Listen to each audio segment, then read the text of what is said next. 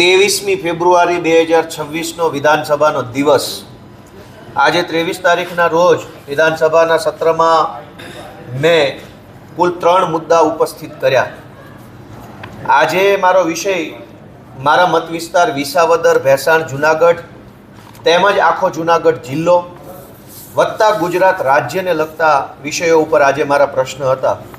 પ્રશ્ન ક્રમાંક 17 ઉપર મારો મુદ્દો હતો કે ભાવનગર જિલ્લો અને જૂનાગઢ જિલ્લામાં તાલુકાવાર સરપંચની કેટલી જગ્યા ખાલી છે અને વોર્ડ સભ્યોની કેટલી જગ્યા ખાલી છે। દોસ્તો, રાજકીય કાવા દાવાના કારણે ભાજપે મતદાર યાદીમાં જે ગોટાળા કર્યા છે તેના કારણે અને કોઈ પણ રીતે ખોટું કરીને દાદાગીરી કરીને પણ ગામની સરપંચની કે પંચાયતની ચૂંટણીઓ જીતવી એવી નિમ્ન માનસિકતાના કારણે ગુજરાતના અનેક ગામડાઓમાં સરપંચની સીટો ખાલી રહે છે, વોર્ડની સીટો ખાલી રહે છે। કેવી રીતે એ પણ હું સમજાવું તે પહેલાં સરકારે મને જે જવાબ આપ્યો એ કહું કે જૂનાગઢમાં એક સરપંચની જગ્યા ખાલી છે, માળિયા હાટીનામાં 2 ખાલી છે, વંથલીમાં 1 ખાલી છે, જેસરમાં 1 જગ્યા ખાલી છે, સિંહોરમાં 1 જગ્યા ખાલી છે। આમ મળી અને કુલ 4, આ તો ખાલી 2 જિલ્લાની વાત છે, 4 સરપંચોની જગ્યાઓ વર્ષોથી ખાલી છે। અનેક વખત ચૂંટણી, પેટા ચૂંટણી જાહેર કર્યા પછી પણ આ સરપંચોની જગ્યા ભરાતી નથી। એનું કારણ એ છે કે ઉમેદવાર મળતા નથી। સરપંચની ચૂંટણી લડવાના ઉમેદવાર નહીં મળવાના કારણે 4 સીટો ખાલી 2 જિલ્લામાં ખાલી છે। આખા ગુજરાતનો આંકડો તો હજુ મને આપ્યો નથી। આ સિવાય જૂનાગઢ જિલ્લાના જૂનાગઢ તાલુકામાં 21 વોર્ડ સભ્યો ખાલી છે, માંગરોળમાં 5 ખાલી છે, વિસાવદરમાં 21 વોર્ડ સભ્યો ખાલી છે, ભેસાણમાં 12 વોર્ડ સભ્યો ખાલી છે અને એવી રીતે આખા જૂનાગઢ જિલ્લામાં 95 જેટલા ગ્રામ પંચાયતના સભ્યોની સીટો એટલા માટે ખાલી છે કે ઉમેદવાર નથી મળતા। ભાવનગર જિલ્લાની અંદર 212 જેટલા વોર્ડ સભ્યોની જગ્યા ખાલી છે એટલા માટે કે ઉમેદવાર નથી મળતા। દોસ્તો, ઉમેદવાર કેમ નથી મળતા? ઉમેદવાર નહીં મળવાનું કારણ એવું કે સૌરાષ્ટ્રના અનેક ગામડામાં બીજા જિલ્લાઓમાંથી ખેતી મજૂરી કરવા માટે આવતા આદિવાસી સમાજના વડીલો કે દલિત સમાજના વડીલો કે અન્ય સમાજના જે કાંઈ આગેવાનો ત્યાં ખેતી મજૂરી કરવા આવે, એનું નામ સ્થાનિક મતદાર યાદીમાં ખોટી રીતે ભાજપના માણસો ઘુસાડી દે। આદિવાસી સમાજના કોઈ એક વ્યક્તિનું નામ પણ ગામની મતદાર યાદીમાં આવે એટલે ગામમાં સભ્યની સીટ અનામત થઈ જાય, સરપંચની સીટ અનામત થઈ જાય।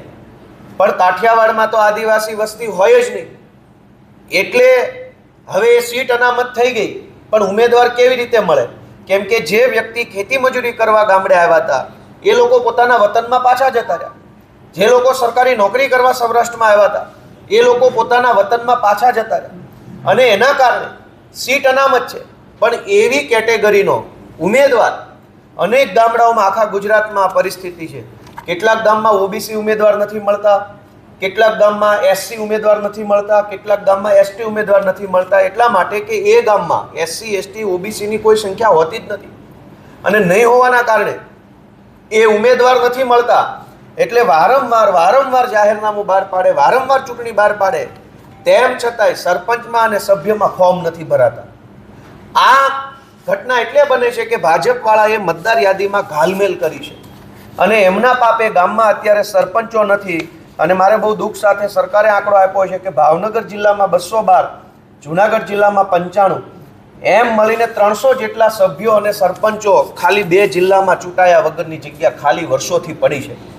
હવે સભ્ય ન હોય, સરપંચ ન હોય તો સરકારી જે ગ્રાન્ટ આવે એ ગ્રાન્ટને કેવી રીતે લોકોના વિકાસના કામમાં લેવી? મુખ્ય વ્યક્તિ જ હાજર નથી। તો આવા પ્રકારની દાદાગીરીને ખુલ્લી પાડવાનો પ્રયત્ન આજે મેં વિધાનસભાથી કર્યો। બીજો મારો 61 નંબરનો પ્રશ્ન છે કે બહુ મોટી જાહેરાતો થઈ રહી છે કે આયુષ્માન કાર્ડ આપી દીધું, મા કાર્ડ આપ્યું, પિતાજી કાર્ડ આપ્યું, ફૈબા કાર્ડ આપ્યું, અંકલજી આંટીજી કાર્ડ, બધા દરેક પ્રકારના કાર્ડ કાઢ્યા છે।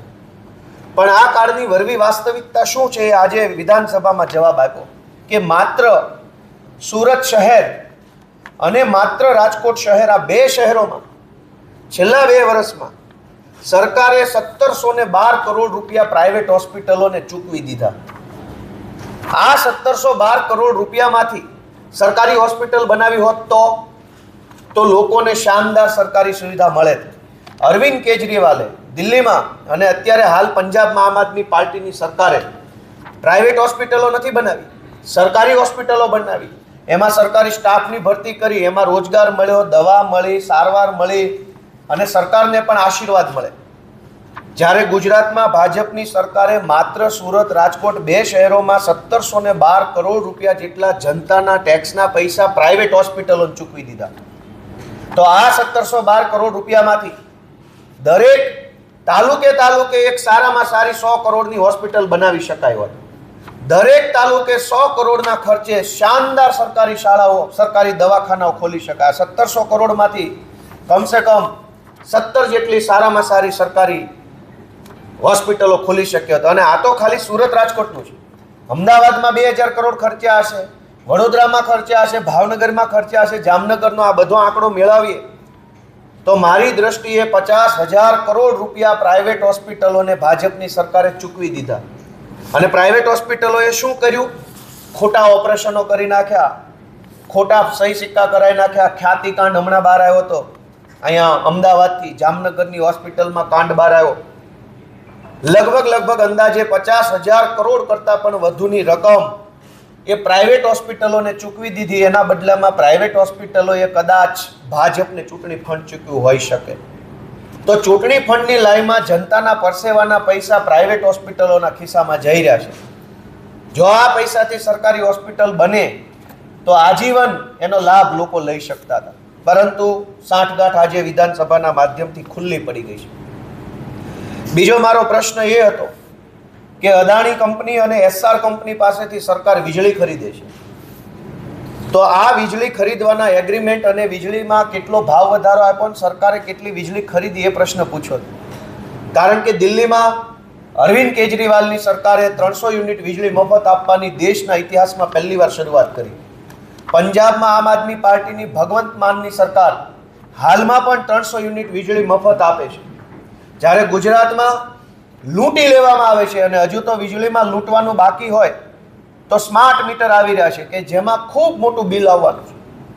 પણ આ બધા જ વીજળીના પૈસા કોના ખિસ્સામાં જાય છે? તો સરકારે આજે મને વિધાનસભામાં જવાબ આપ્યો કે અદાણી કંપની પાસેથી સરકારે છેલ્લા 2 વર્ષમાં ખાલી 2 સિટીમાં, આખા ગુજરાતની વાત નથી, અદાણી કંપની પાસેથી 15,000 કરોડ રૂપિયાની વીજળી સરકારે ખાલી 2 વર્ષમાં ખરીદી.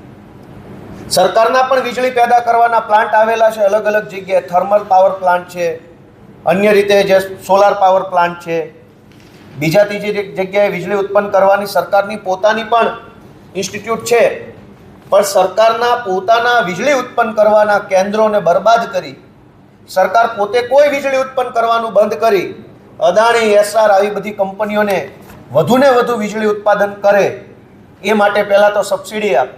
સરકારની સબસિડીથી કંપની વીજળી ઉત્પાદન કરે, એ વીજળીને સરકાર મોંઘા ભાવે ખરીદી લે અને મોંઘા ભાવે કંપની પાસેથી ખરીદેલી વીજળી સરકાર જનતાને મોંઘા ભાવે વેચે અને એના બદલામાં ભાજપના માણસો અને કંપની બંને કમાય અને લોકોની કમર